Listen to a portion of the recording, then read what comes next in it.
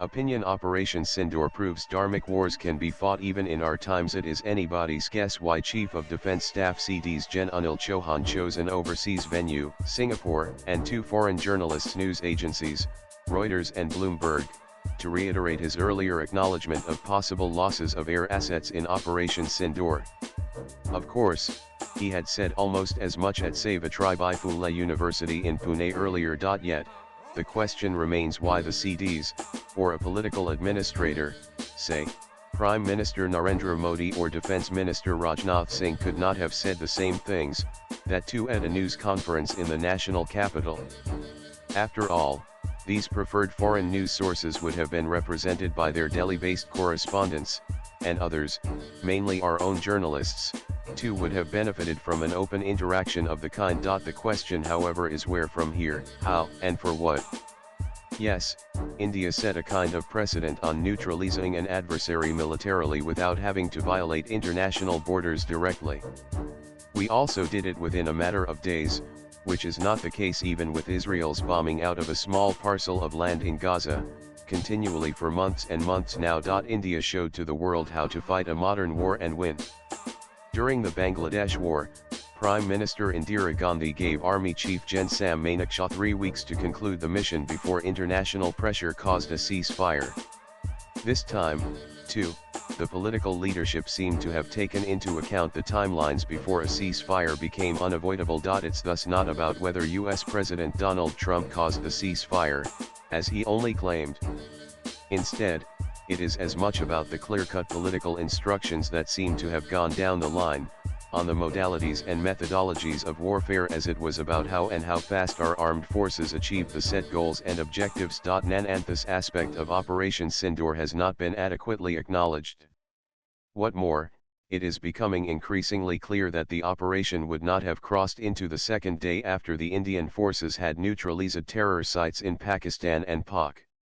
It is not unlikely that after the previous surgical strikes, a nadir of the kind would not have been appreciated as much by the public in this country as they did after the 4-day military engagement. What has stood out since is that Operation Sindoor was as much a surgical strike as the previous ones. Only selected targets were bombed. Even Pakistan has not claimed collateral damage, especially in the form of loss of human lives from around the targeted sites. To that extent, too, India has proved that we were waging a Dharmic war with minimum war and maximum loss to the adversary's military capabilities and nothing else. Compare it to the US war on Afghanistan and Iraq, the Ukraine war and Israel's Gaza strikes, and the picture will be complete. All these wars are in the post-Cold War. In the pre-Cold War period, you had the Vietnam War, which was a standing proof of how wars should not be fought but ended up being fought, when big powers engaged in muscle flexing at the expense of their poor cousins, far away from their borders. In a way, Operation Sindoor might have ended on day one had Pakistan not escalated the military engagement, to target Indian military targets and civilian settlements, too. It was unwanted and unwarranted, if and only if their command and political leadership had assessed the damage and accepted that the Indian shelling had stopped with terror targets.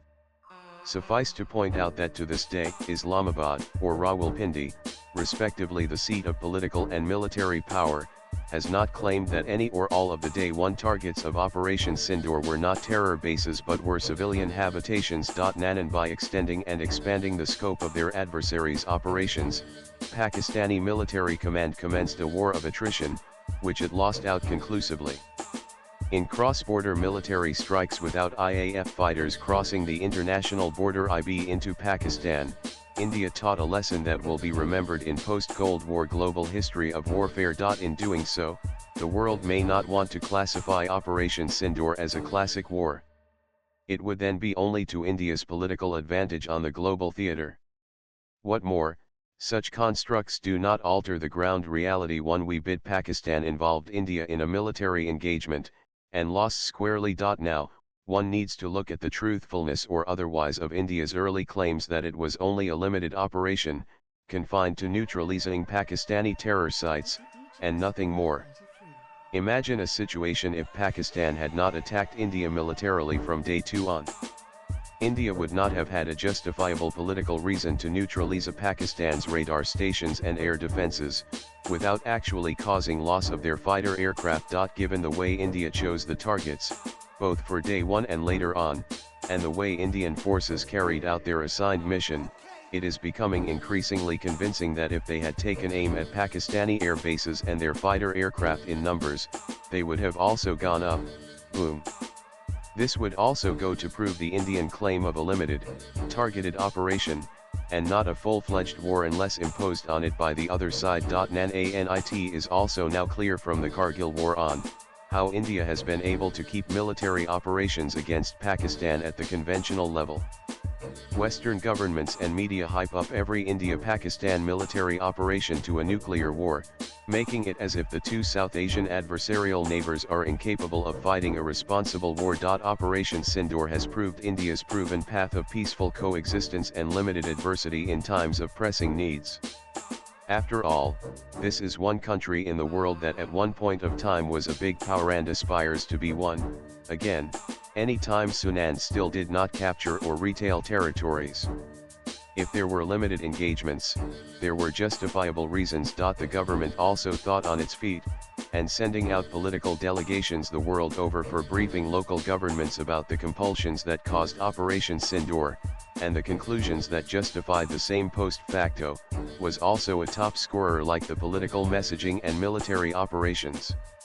To have opposition parliamentarians like Shashi Tharoor and Asaduddin Owaisi to lead some of those teams clearly showed how united India was in times of war as much in times of peace. Swipe left for next video. India, through Operation Sindoor, has taught the world how to conduct a limited military operation without unjustifiable collateral casualties and extended warfare that anyway are destructive as the world has seen in the post-Cold War era. But then wars are big business, and who else wants a short war? The writer is a Chennai based policy analyst and political commentator. Views expressed in the above piece are personal and solely that of the author. They do not necessarily reflect News 18's views. Latest blogs.